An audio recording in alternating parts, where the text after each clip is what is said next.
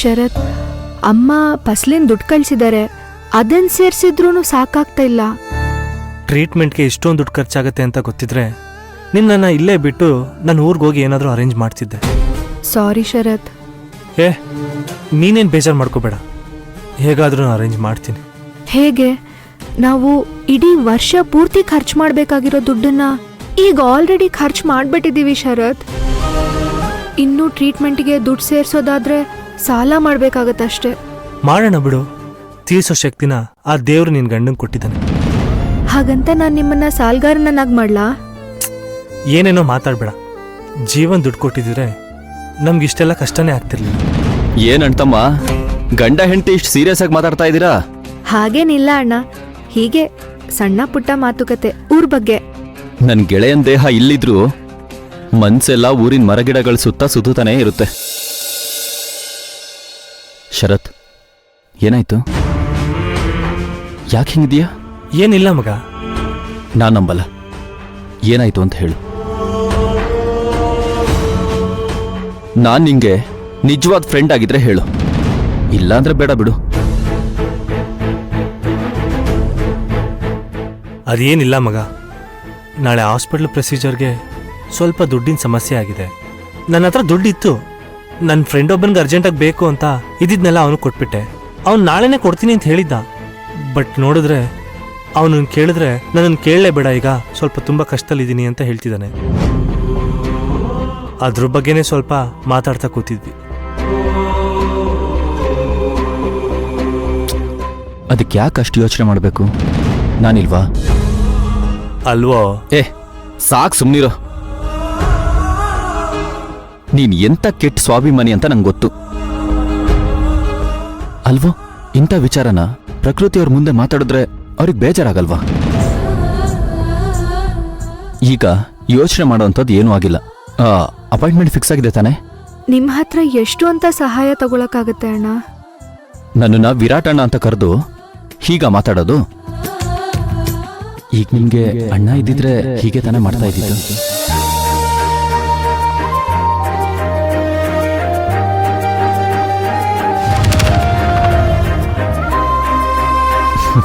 Don't worry, ಎಲ್ಲ ಒಳ್ಳೇದಾಗುತ್ತೆ. ಆದಷ್ಟು ಬೇಗ ಮಗು ಈ ಮನೆ ತುಂಬಾ ಓಡಾಡುತ್ತೆ.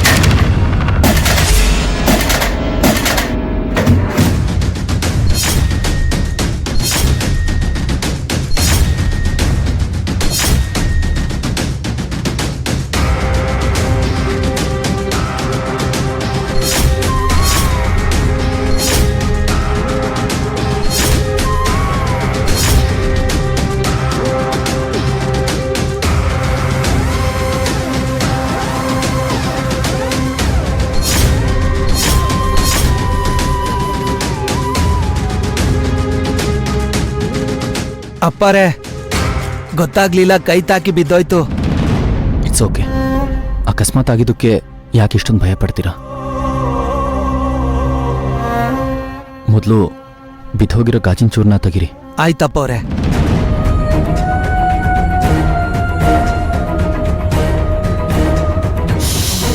ಓಹ್ ಶರತ್, ನಂಗೆ ಟೈಮ್ ಆಯ್ತು, ಒಂದು ಸಣ್ಣ ಮೀಟಿಂಗ್ ಇದೆ.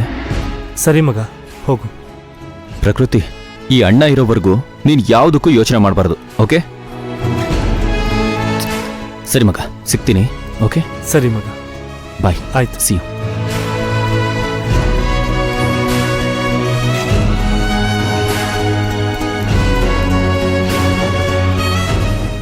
ಇಂಥ ಕೃಷ್ಣನಂತ ಗೆಳೆಯ ಸಿಗೋದಕ್ಕೆ ನಾನು ಅದೆಷ್ಟು ಪುಣ್ಯ ಮಾಡಿದ್ದೀನಿ. ಯಾಕೆ ಪ್ರಕೃತಿ, ಏನಾಯ್ತು? ವಿರಾಟ್ ಹೇಳಿದ್ಮೇಲೂ ಯೋಚನೆ ಮಾಡ್ತಾನೆ ಇದೆಯಾ? ಅಲ್ಲ, ಅದು ಆ ವಿಷಯಕ್ಕಲ್ಲ. ಮತ್ತೆ? ಅಲ್ಲ, ಈ ಥರ ಫೋಟೋ ಬಿದ್ದು ಒಡೆದೋದ್ರೆ ಅಪಶಕ್ನ ಅಂತ ಹೇಳ್ತಾರೆ. ಹಾಗೆಲ್ಲ ಏನೂ ಇಲ್ಲ. ಕೈ ತಾಕಿ ಫೋಟೋ ಬಿತ್ತು ಅಂತ ಕುಮಾರಣ್ಣನೇ ಹೇಳಿಲ್ವಾ? ಆದ್ರೂ ಶರತ್, ಪ್ಲೀಸ್ ಪ್ರಕೃತಿ, ಡಾಕ್ಟ್ರು ಈ ಟೈಮಲ್ಲಿ ಹಗುರವಾಗಿ ಖುಷಿಯಾಗಿರ್ಬೇಕು ಅಂತ ಹೇಳಿದ್ದಾರೆ. ನೀನು ಇದನ್ನೆಲ್ಲ ಯೋಚನೆ ಮಾಡಿ ಮನ್ಸು ಕೆಡಿಸ್ಕೋಬೇಡ.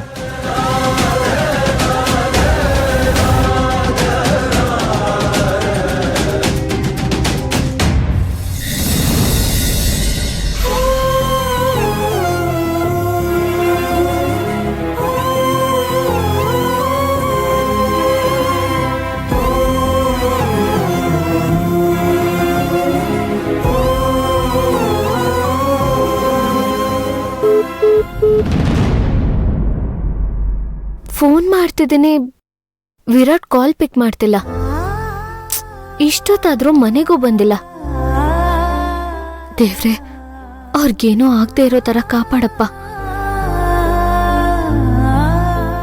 ನಾನ್ ಮಾಡಿದ ಸ್ವೀಟಲ್ಲಿ ಅಷ್ಟು ಉಪ್ಪಿದ್ರು ಸಕ್ಕರೆ ಹಾಕಿದೀನಿ ಅನ್ನೋ ಹಾಗೆ ತಿನ್ಬಿಟ್ರು.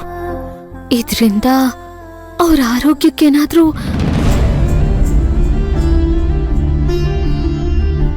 ಸಿಂಧು ಅವ್ರೆ, ವಿರಾಟ್ ಬಂದ್ರಾ? ಹೇಯ್, ಏನಾಯ್ತು? ನೀವು ನನಗೋಸ್ಕರನೇ ಕಾಯ್ತಾ ಇದ್ರಾ? ಯಾಕೆ ಮನೆಗ್ ಬರಕ್ ಲೇಟ್ ಮಾಡಿದ್ರಿ? ನಾನ್ ಎಷ್ಟೆಲ್ಲ ಫೋನ್ ಮಾಡಿದ್ರು ನೀವ್ ಯಾಕೆ ಫೋನ್ ರಿಸೀವ್ ಮಾಡಿಲ್ಲ? ಹೌದಾ? ಓ ಸಾರಿ, ಸೈಲೆಂಟಲ್ಲಿತ್ತು. ಪ್ಲೀಸ್ ವಿರಾಟ್, ಇನ್ಮೇಲೆ ಯಾವತ್ತೂ ಹೀಗ್ ಮಾಡ್ಬೇಡಿ. ಮಾಡಲ್ಲ, ಸರಿನಾ?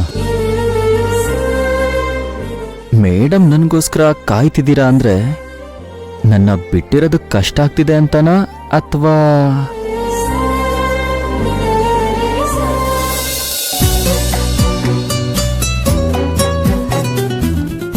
ನೀವು ಹುಷಾರಾಗಿದ್ದೀರಾ ತಾನೆ? ನನ್ನ ನೋಡಿದ್ರು ಈ ಪ್ರಶ್ನೆನಾ?